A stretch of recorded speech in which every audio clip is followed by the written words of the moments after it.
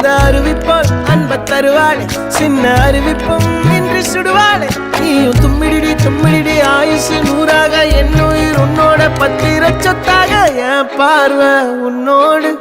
உன் பொம்மை கண்ணோடு பேசாமல் விண்ணோடு நாம் மிதந்து போவோம் காதாரா அடியாளோ